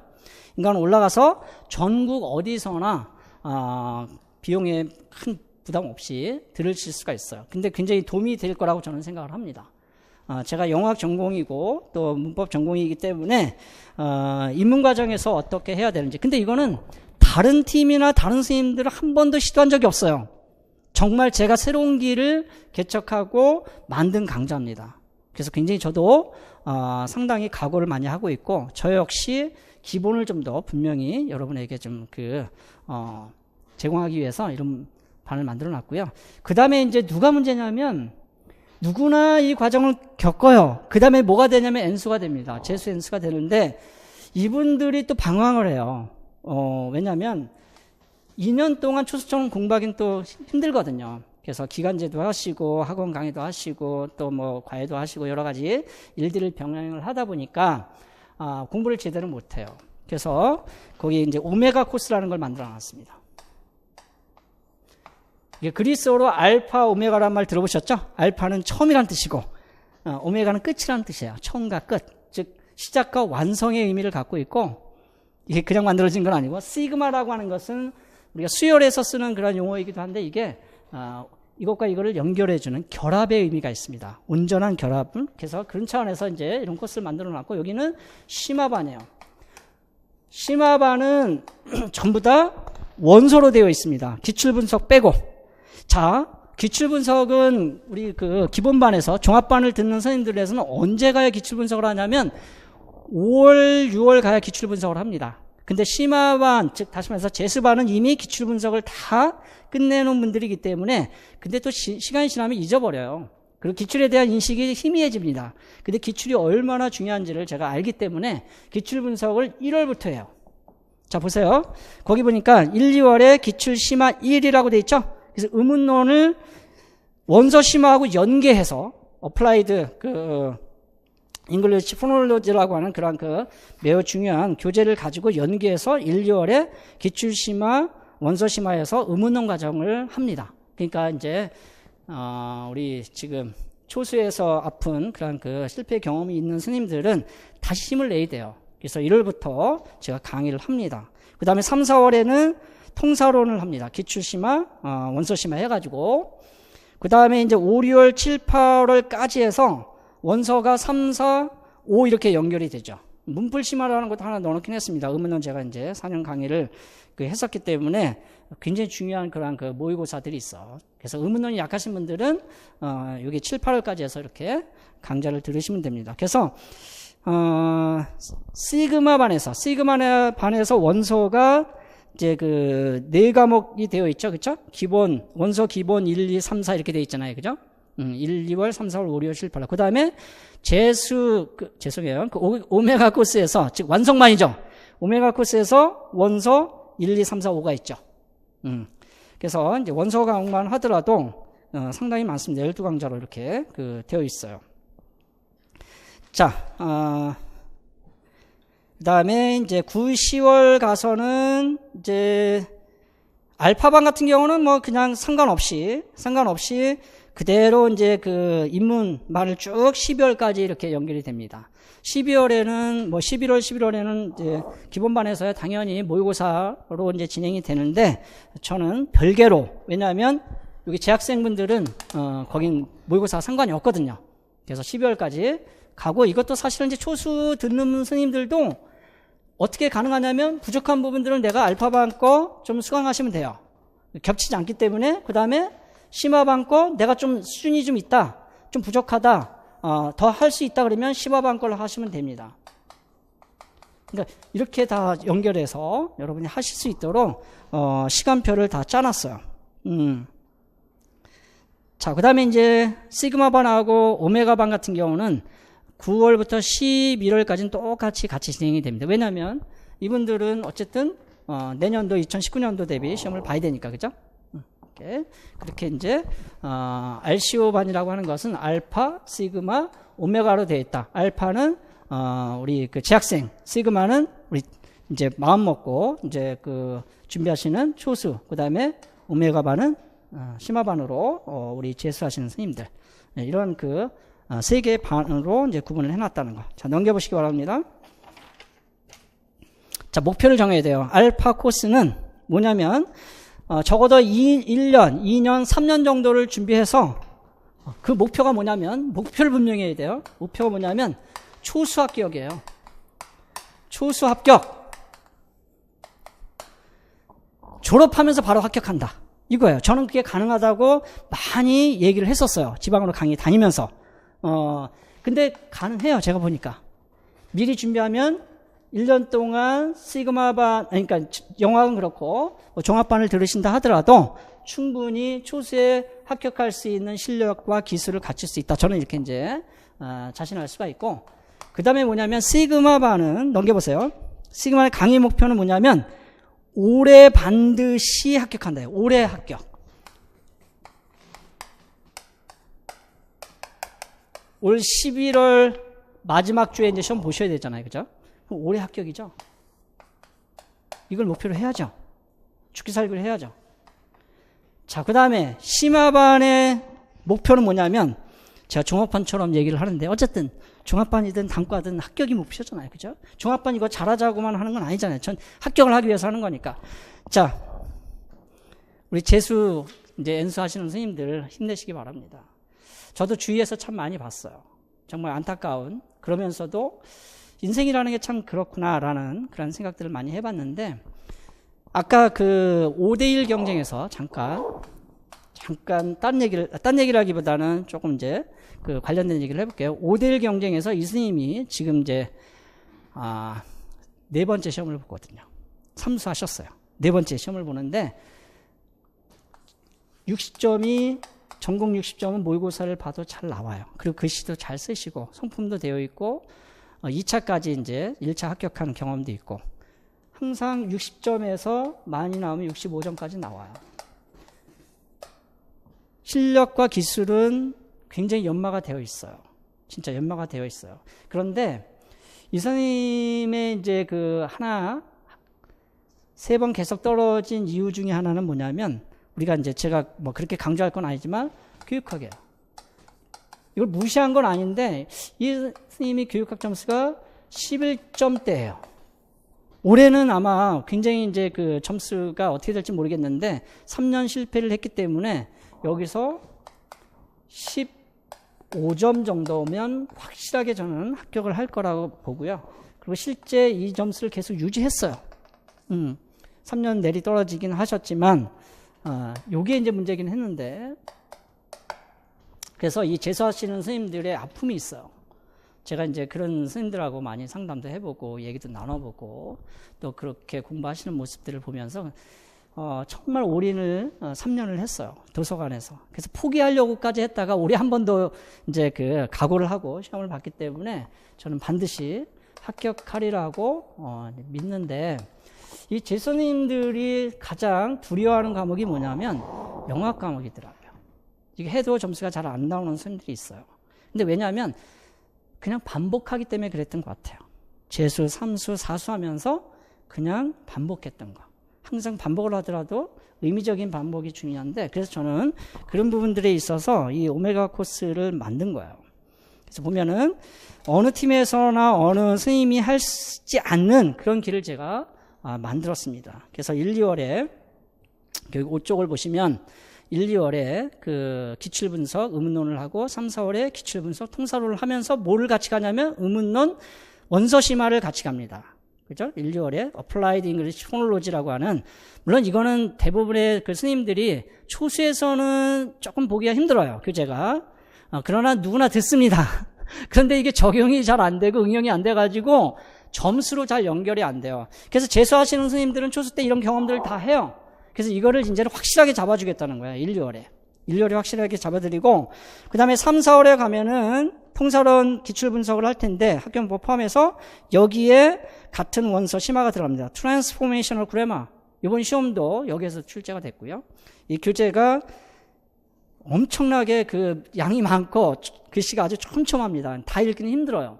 그런데 시험에 나올 부분들만 지금 심화해서 이렇게 그 분석 연습으로 이제 하려고 합니다. 그래서 이것도 초수 때 공부를 해요. 다른 팀에서도 마찬가지로 5, 6월, 7, 8월 가면은 트랜스포메이셔널 그래퍼를 다 합니다. 뭐 신텍스 앤 아규멘테이션 다 해요. 시그마 반에서 하는.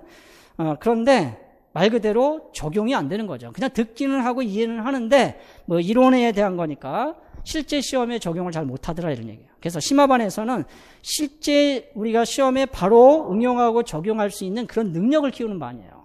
그러니까 선생님들이 보통은 우리 재수 선생님들이 한번 원서 이렇게 혼자 읽는 건 나쁘지 않습니다. 그런데 읽더라도 도움을 받고 이렇게 하면 훨씬 더 빠르게 볼 수가 있다는 거예요. 우리 여기 오시는 선생님들은 주로 이제 올해 초수 준비하는 선생님들이기 때문에 조금 먼 얘기일 수는 있죠. 그죠? 왜냐하면 우리 초수의 목표는 뭐였어요? 올해 합격이야. 그죠? 올해 합격.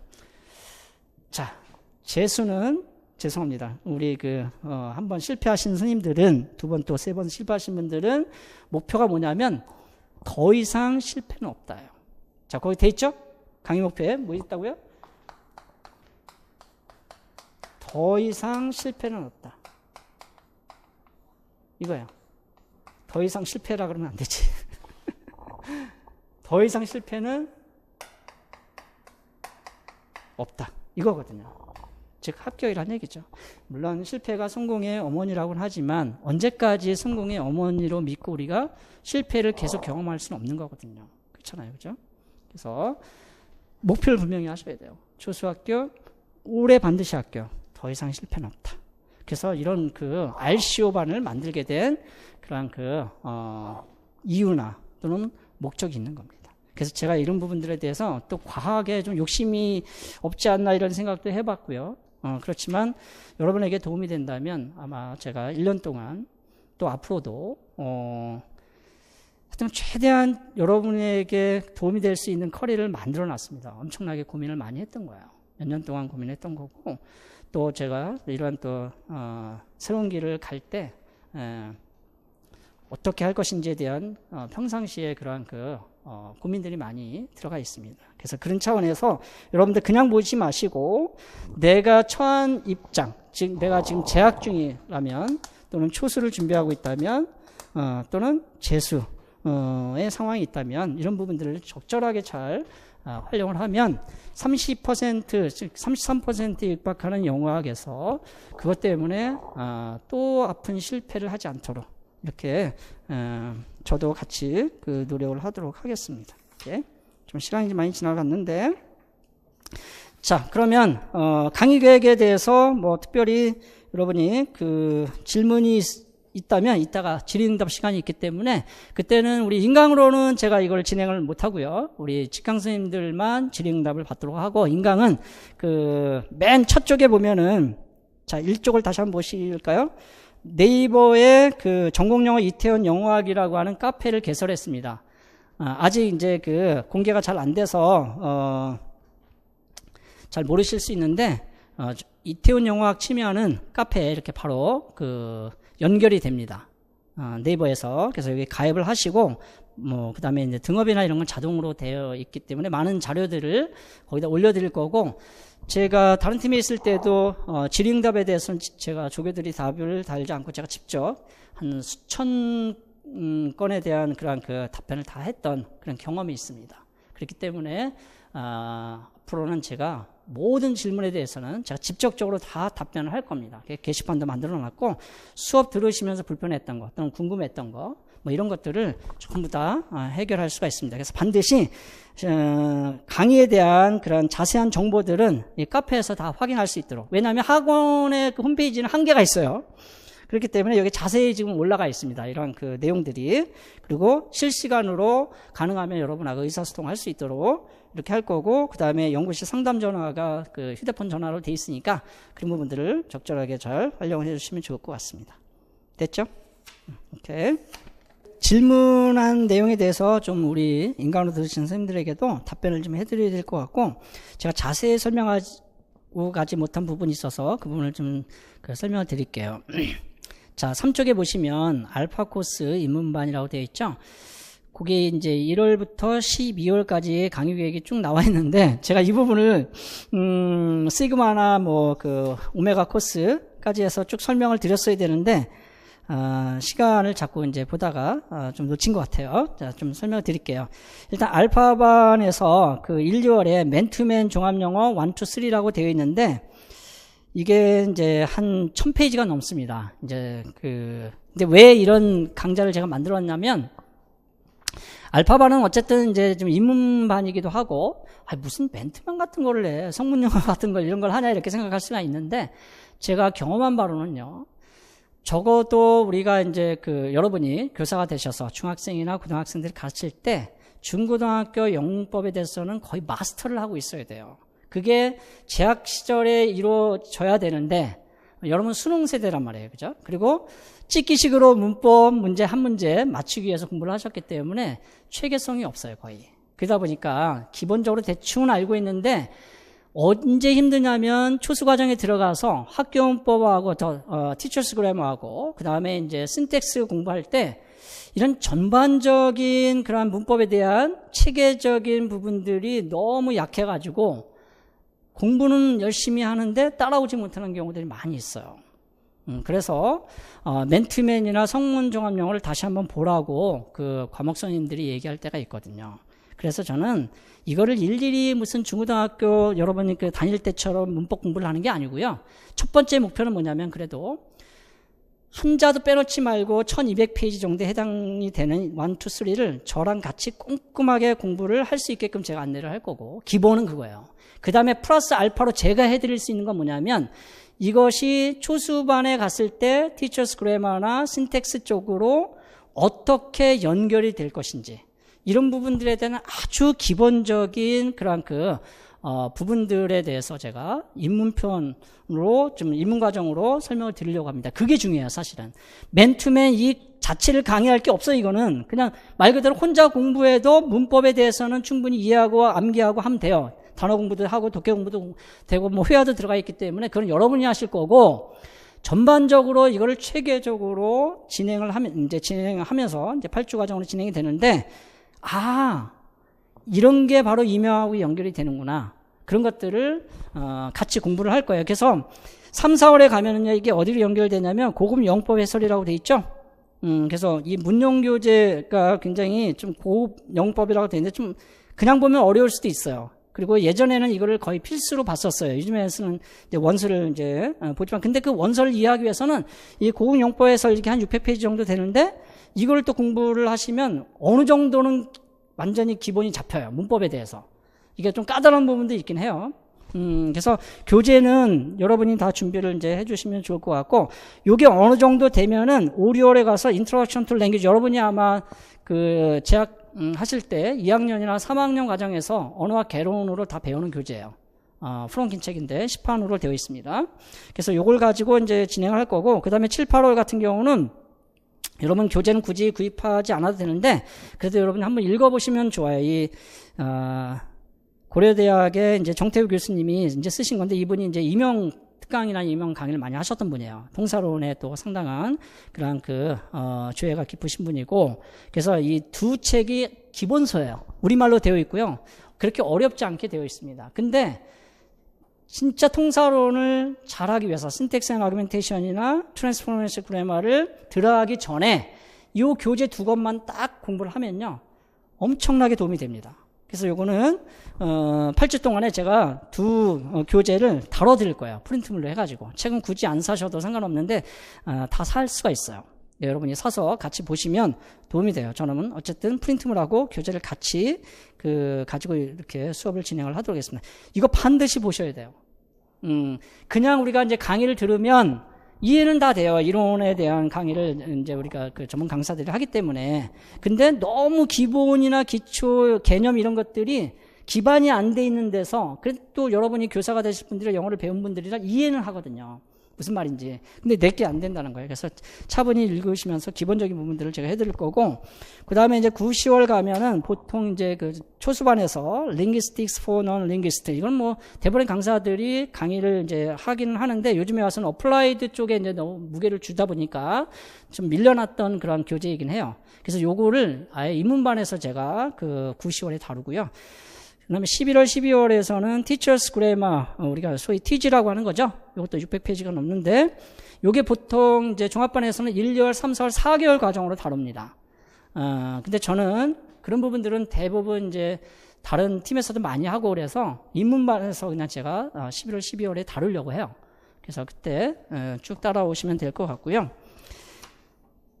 이런 원서 교재들은 여러분이 직접 구입을 하시면 되겠고, 제가 카페에다가 교재 소개를 좀 더 구체적으로 이렇게 하나씩 올리려고 합니다. 그래서 구입을 이렇게 하셔서 준비를 해갖고 오시면 좋을 것 같고요. 자, 이제 중요한 게 시그마반이에요. 우리가 여기 오신 분들도, 이제 이 초수반에 이제 공부를 하실 분들인데, 자, 1, 2월 교재를 한번 볼게요. 일단은 기본 교재가 뭐냐면 제가 쓴 교재예요. 이태원 영어학이라고 했었는데, 요거는 제가 조금 늦게 이 학원으로 지금 오게 돼서 교재가 좀 늦어졌어요. 작업은 저는 다 끝냈는데 출판이 많이 밀려 있어서 아마 1, 2 조금 더 늦어지면 3주까지는 프린트물로 수업을 하고요. 출간이 되면 여러분이 구입을 하셔서 그때부터 출간 교재로 이렇게 진행을 할 예정입니다. 그게 바로 이태원 영어학 1-1 또는 1-A, A로 지금 조금 이제 수정을 이제 해보려고 하고요. 그 다음에 의문론 교재가 있죠? 오후반에 토요일로 진행이 되는데, 오후반에 의문론 교재는 이제 물론 이걸 따로 들으셔도 상관없어요. 이게 반드시 연결되는 강좌가 아니에요. 그래서 오전반 강좌가 따로 있고 오후반 강좌가 따로 있어요. 그래서 English Phonetics and Phonology라고 하는 2판책이 있고, 이거는 보통 강의를 잘 안 했어요. 어플라이드는 또 다른 팀에서도 많이 하고 기본적으로 초수들도 하긴 해요. 근데 어플라이드는 저는 심화반에서 아예 먼저 합니다. 1, 2월에. 대신 시그마반에서는 겹치지 않게 English Phonetics and Phonology라고 하는, 이것도 굉장히 좋은 책이에요. 그리고 어플라이드 English Phonology 같은 경우는 좀 심화예요, 심화. 어려워요, 혼자 공부하기에. 그래서 시그마 반에서는 요 교재를 가지고 제가 진행을 할 거고, 저도 이거 주문을 했는데, 이북도 주문을 하고, 그 다음에 이제, 페이퍼북으로도 주문을 했는데, 가격이 굉장히 비싸더라고요.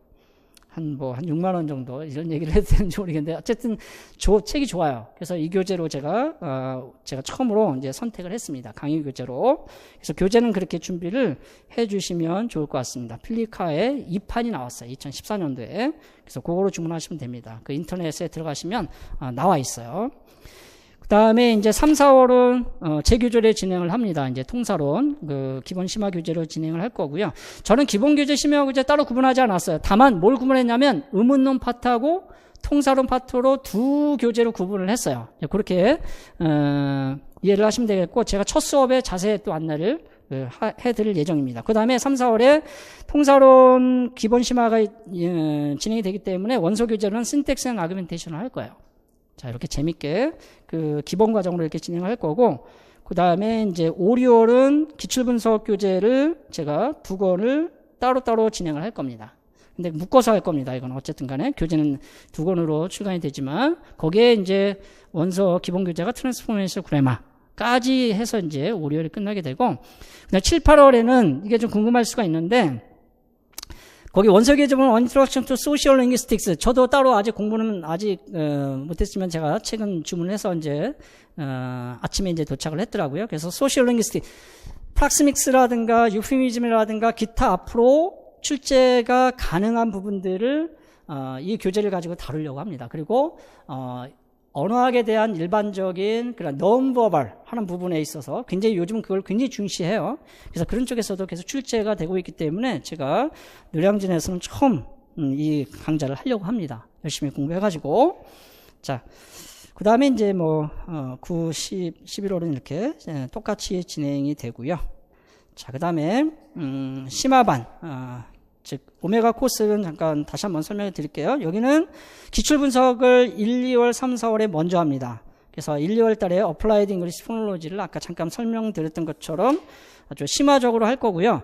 대신 이 교재가 2판이 있고 3판이 있는데 우리 대부분 스님들은 2판을 많이 갖고 계실 거예요. 그래서 상관없습니다. 2판이든 3판이든 제가 추가된 부분 그렇게 크게 달라진 건 없어요. 임용시험과 관련된 챕터에서는 다른 어쿠스틱스 부분에서 많이 이제 달라졌고, 거기는 우리 이제 시범이가 아니기 때문에 상관없이 2판이나 3판 갖고 오시면 되고, 그 다음에 3, 4월에 역시 이제 기출분석, 통사론 부분이 들어가게 되고, 트랜스포메이셔널 그래머. 나머지는 그 순서대로 쭉 이렇게 이제 진행을 할 거고요.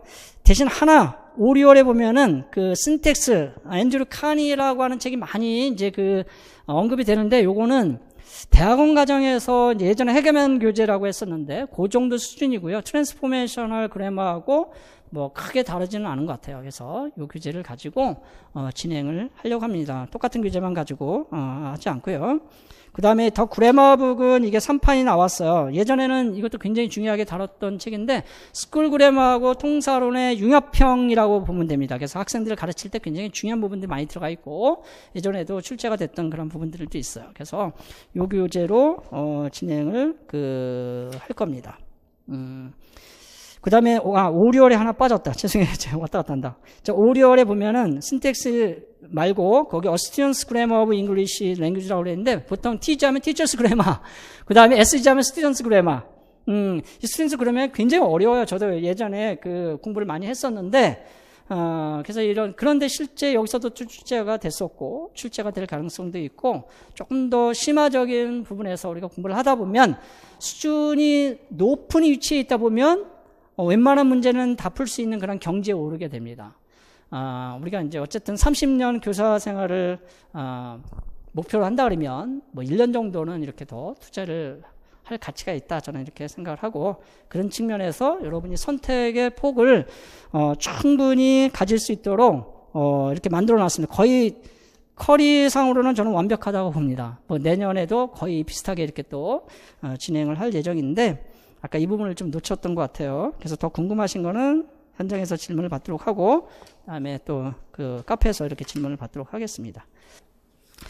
자, 그러면 이제 마지막으로 뒤쪽에 기출 분석을 잠깐 기출 해설을 잠깐 보도록 하겠습니다. 몇 쪽이냐면 16쪽. 그죠? 16쪽.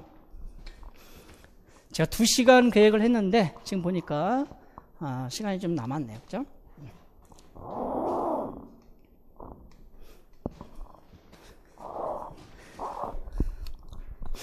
이걸 뭐 자세하게 제가 그 해설을 할 건 아니고 우리 초수 스님들이 또는 이제 재학 중인 스님들, 우리 심화를 이제 고민하는 이제 재수하는 스님들이야 뭐 필요가 없겠지만,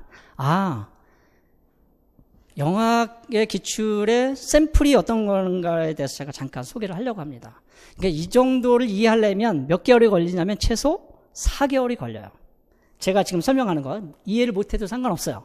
이해를 못해도 상관없고, 이렇게 해설 강의를 하는구나. 물론 오늘 저는 간단하게 하겠지만, 이런 걸 정도는 이해를 해야 내가 시험을 볼 수 있겠구나. 뭐 그 정도 여러분이 이해할 수 있으면 좋을 것 같아요. 자, 거기 보면은 16쪽에 2014년도 첫 해에 나왔던 문제인데 굉장히 좋은 문제여서 제가 기입형으로 하나 샘플을 이제 뽑은 거고요. 답은 누구나 쓸 수 있는 그러한 문제였습니다.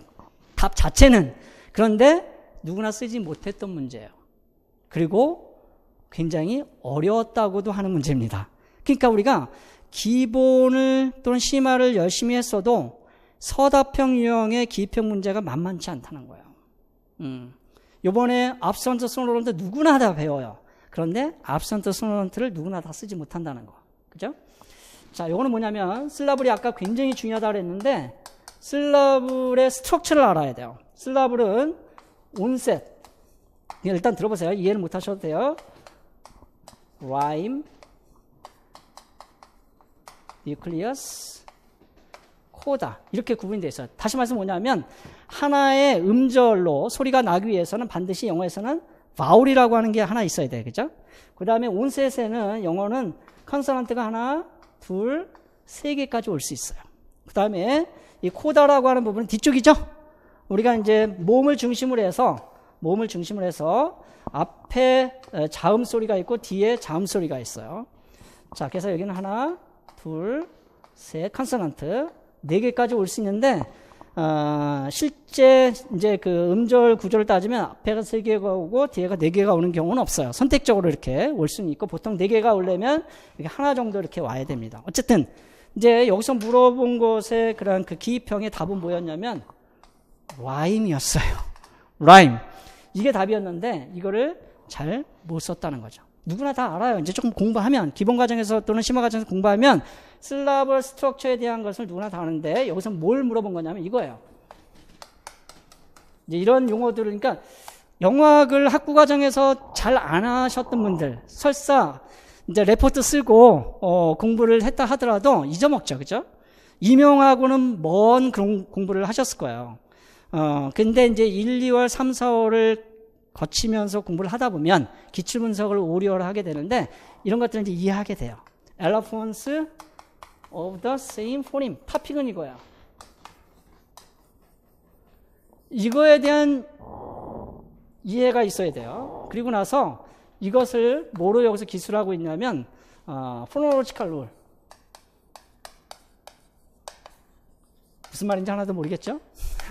우리 재학하시는 분들 아직 여기까지 심화가 들어가지 않은 분들은 잘 모를 수 있어요. 이게 뭐냐면 여기 나와 있는 대로 lateral L 사운드라는 게 있어요. 포님 L. lateral 여기 이제 포님이라고 돼 있는데 포님 L이 그 위치에 따라서 여기 데이터가 1, 2, 3, 4라고 돼 있는데 그 위치에 따라서 어떻게 발음이 되냐면 클리어 L로 발음이 되는 경우가 있고 다크 L로 발음이 되는 거 들어는 봤을 거예요, 여러분. 그죠? 들어봤죠? 선생님 들어보셨어요? 공부를 하셨으면, 음운동 공부를 하셨으면, L 사운드라는 거는 이거 우리가 알죠. 그죠? lateral, 또는 liquid L, 이렇게 이야기를 합니다. 그 다음에 실제 발음이 날 때는 달리 발음이 된다는 거예요. 달리 발음이 되죠.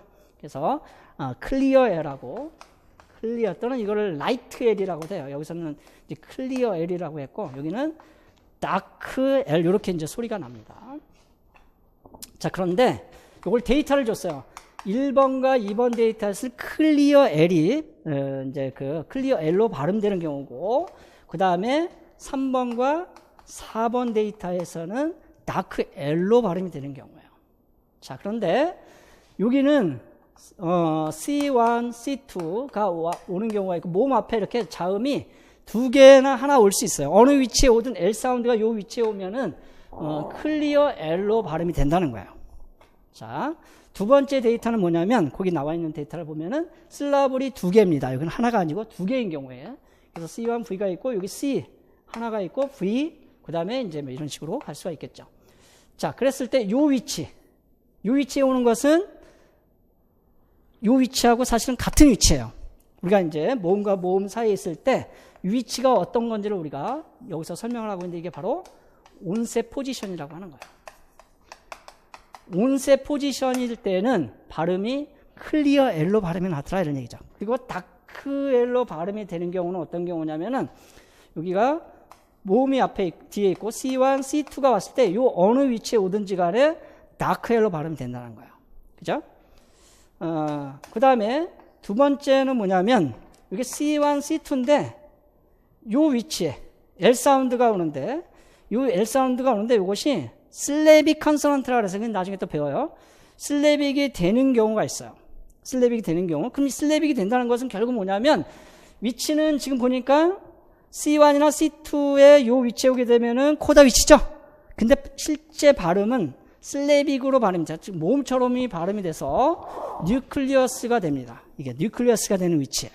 그래서 여기는 코다 위치, 코다 포지션.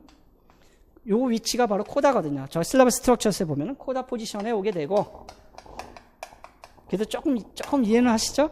자, 그 다음에 요거는 코다 포지션에 있다가 앞에 압선트 사운드가 이게 L은 이게 소노런트거든요. 이게 이제 소노런트고 이게 압선트 사운드가 오게 되면은 요게 뉴클리어스가 돼요. 핵이 된다 이런 얘기죠. 모음과 같은. 그랬을 때 여기서 뭘 물어본 거냐면, 자, 밑에 잠깐 볼게요.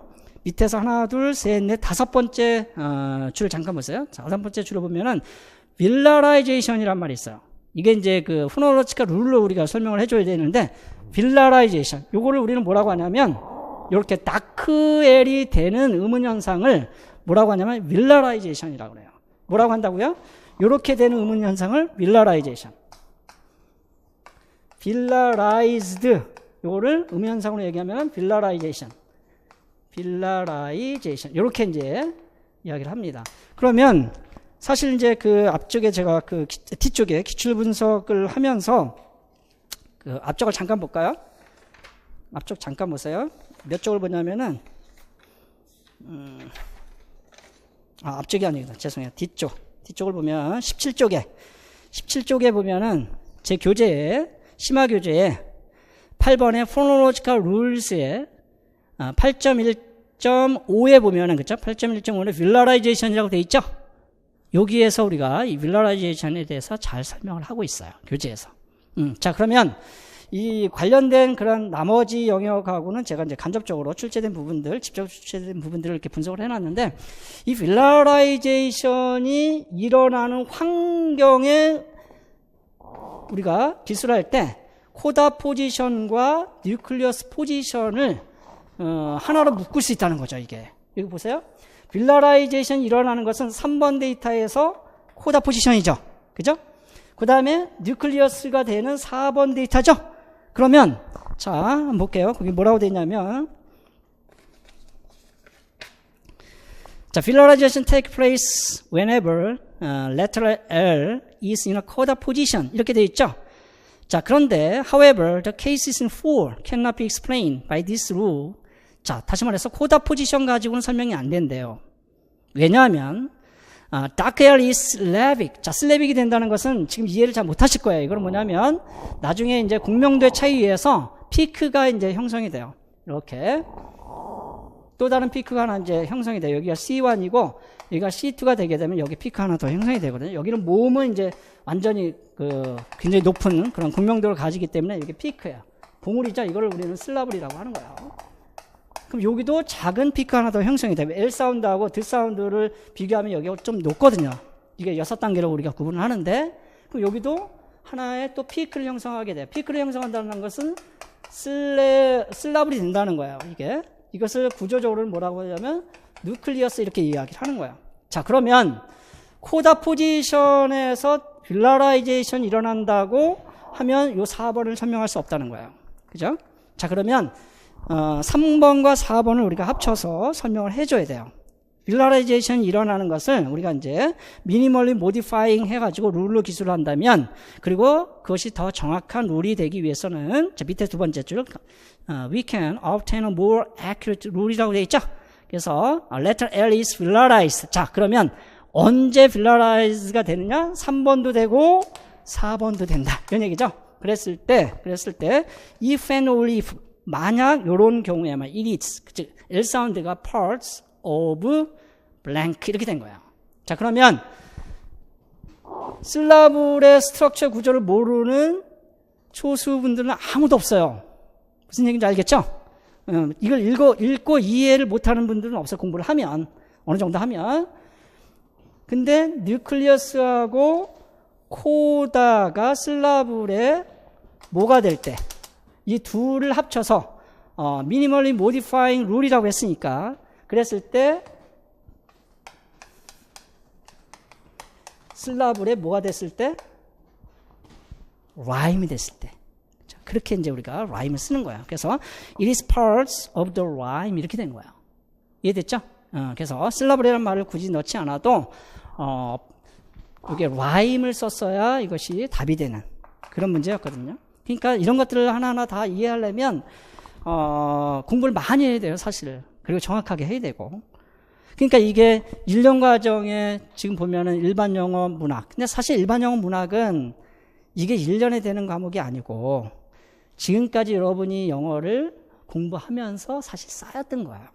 1년에 확 점수가 올라가진 않은데 실력은 아까 임용시험은 뭐라 그랬죠? 임용 이코르 실력 플러스 기술 플러스 운이라고 했어요. 그죠? 행운도 있고 불운이 있어요. 이 운이라는 게 움직일 운자예요. 위로 움직이면 합격하는 거고 아래로 움직이면 불합격하는 거예요. 이게 운명이라고 하는 거죠. 일종의 명을 이제 결정하는 거니까 뭐 이해를 하자면 그렇고.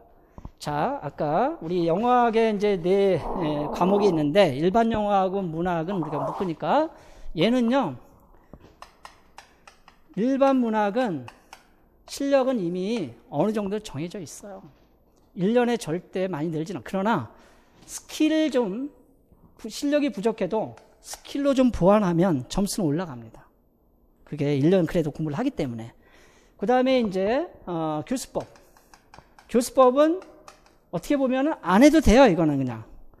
재학 중에 굳이 시간을 투자해서 할 필요 없어요. 재학 중에 해야 되는 건 평상시에 해야 되는 거는 일반 영어 문학이고, 근데 문학은 거의 요즘은 뭐 한 문제 정도밖에 안 나오기 때문에 뭐 문학을 할 필요는 없어요. 일반 영어 실력으로 어느 정도는 해결을 할 수 있다고 보통 합니다. 제가 뭐 이 전공은 아니기 때문에 뭐라고 다 잘라 말씀드릴 수는 없지만 교수법은 1년 하면 누구든지 그냥 다 해요. 여러분이 기본적으로 교사가 되고자 하는 스님들이고 또 일반 교육학하고 연결되는 부분들이 많이 있기 때문에 이건 누구나 해요.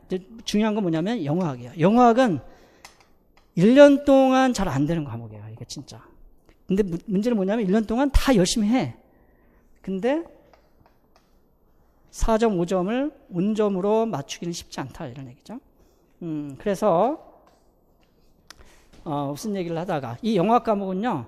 처음에 굉장히 어려워요. 새로운 용어들이 너무 많고 아무리 제가 명확하게 심플하게 설명을 해주고 제가 그 장점이긴 한데 판서를 통해서 구조화시켜주고 체화시켜주고 의미적으로 반복해주고 굉장히 많이 반복을 하거든요. 반복해야 돼. 이거 반복 안 하면 익숙해지지 않아서 너무너무 힘들어요.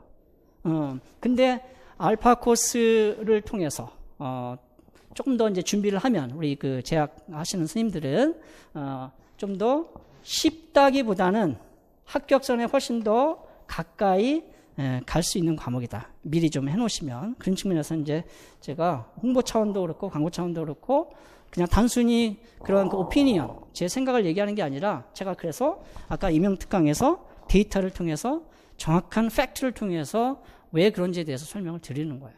그러니까 그렇게 이해를 하시면 좋겠고 모르겠습니다. 여기 이제 들으시는 선생님들이 과연 이 부분을 몇 % 이해했는지는 잘 모르겠어요. 그거는 재학생이 위치에 있느냐, 아니면 이제 초수 위치에 있느냐, 아니면 뭐 그 재수 위치에 있느냐에 따라서 이제 다르겠지만, 적어도 이 정도의 이제 이해를 하고 문제를 풀 정도가 되려면 5, 6월에 그런 문제가 다 풀리느냐? 아니에요. 기출 분석을 다 하고, 그 다음에 7, 8월에 거기에 해당되는 영역별 문제를 또 한 2달간 열심히 풀어요. 그리고 어느 정도는 이론이 좀 잡힙니다. 그리고 나서 이제 9월부터 11월까지 계속 실전 모의고사를 통해서 부족한 부분들, 새로운 부분들을 채워가는 거예요. 그게 이제 1년 컬이거든요. 그렇게 이제 진행을 해볼 수가 있겠고, 자, 18쪽을 넘겨보시면 이건 제가 해설 강의 안 할 건데요. 역대 기출문제 중에서 올해도 뭐 글라이드 인서션이 나왔지만 요거는 그 반대인 글라이드 딜리션이에요. 그 야드 드로핑이라고 하는 건데 이게 5점짜리였거든요. 이것 때문에 스님들이 멘붕이 온 거예요. 이게 역대 가장 어려운 문제였어요. 어플라이드에 딱 한 줄은 아니지만 시험 답안에 해당되는 부분 딱 한 줄이었는데 이런 문제가 출제가 여기까지 됐었어요. 이제 브리티시 잉글리시하고 아메리칸 잉글리시. 기존에는 이러한 그 다이얼렉트에 대한 것을 잘 안 냈거든요, 거의. 근데 최근에 와서는 이런 다이얼렉트라고 하는 부분까지도 기출 문제로 우리가 이제 확인을 하게 돼요. 그러니까 상당히 더 난이도가 높아졌고, 왜 이게 이제 문제가 됐었냐면, 어려움은 그냥 포기할 수 있어요. 그죠? 근데 5점짜리야. 근데 5점짜리를 포기하는 순간 합격선에는 멀어질 수밖에 없어요. 5점은 굉장히 큰 점수잖아요. 그죠?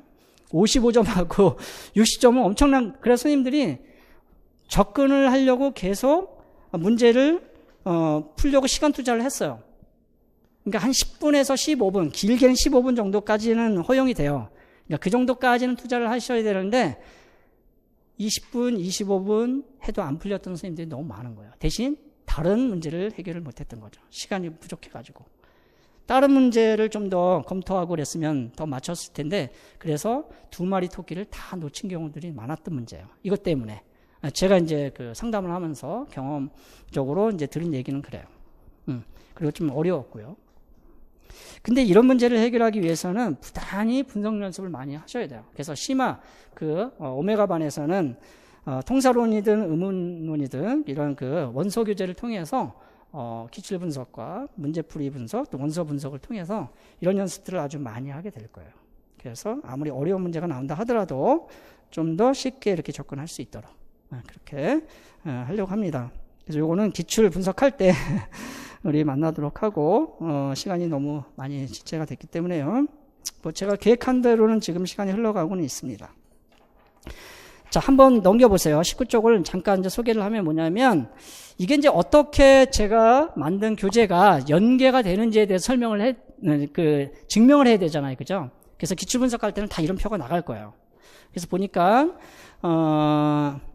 야드 드라핑 같은 경우는 좀 생소하게 나온 부분이 있어서, 그리고 데이터 중심으로 나왔거든요. 그리고 디렉션에서 좀 더 구체적으로 물어봐서, 그래서 보니까 이제 컨소넌트 바울스도 이해를 하고 있어야 되고, 여기서 중요한 건 뭐냐면은 엘비올라 압선트하고 엘비올라 소노론트를 구분할 수 있었어야 되는 거예요. 엘비올라 사운드는 트, 드느, 스즈, 르르 소리가 있는데, 그 중에 트, 드, 스즈가 압선트에 해당이 되고, 그 다음에 느르, 르가 소노론트에 해당이 돼요. 이런 걸 구분할 수 있어야 되는 거예요. 근데 사실 다 공부한 거예요. 굉장히 자세하게 되어 있고, 교재에 아주 명확하게 되어 있어요. 그런 것들을 적용하는 이제 능력이 있느냐 없느냐, 이건 이제 물어본 거거든요. 자, 그래서 3번에는 디스팅티브 피처에 소노런트, 압선트 다 나왔죠. 그 다음에 스트레스하고도 관련이 있습니다. 왜냐하면 스트레스를 받지 않는 곳에서 야드가 cannot follow 하거든요. 디렉션에 우리가 이제 기반했을 때. 자, 그 다음에, 역시 슬라브라고도 관련이 있고요. 자, 포놀로지컬 룰의 야드 드라핑과 관련이 있다. 이렇게 이제 우리가 볼 수가 있겠습니다. 자, 넘겨보세요. 마지막. 20쪽에 보면은, 원서 기반 문항 출제 원리라고 해서 제가 최초로, 하여튼간 말로는 다 누구나 하지만, 기평의 출제 원리가 뭐고, 서술형의 출제 원리가 뭔지에 대해서, 분석을 해놓은 겁니다. 이거는 사실 그러니까 기출 분석을 해보면 나름대로 막연하게 여러분이 어렴풋이 아는 거긴 하지만 그 원리가 있다는 거죠. 그래서 그런 차원에서 정리를 해놓은 건데 요거는 간단해요. 일단 그 원리는 세 가지인데요. 퀘스천이 먼저 주어지죠. 기입형이든 뭐 그 서술형이든 퀘스천이 주어집니다. 거기 한번 보세요. 퀘스천에 보면은 read the passage and fill in blank with one word. 이게 기본이에요. 기입형은. 블랭크에다가 one word나 two word, appropriate word 또는 이제 구체적으로 distinctive feature라든가 뭐 이런 것들을 적으라고 하는 겁니다. 근데 이게 이제 퀘스천이고 기입형 같은 경우는 거기에 디렉션까지 같이 들어가 있는 거예요. 근데 일반적으로는 퀘스천하고 디렉션을 서답형은 구분을 하고 서술형 구분을 하고 있습니다. 서술형 밑에 보세요.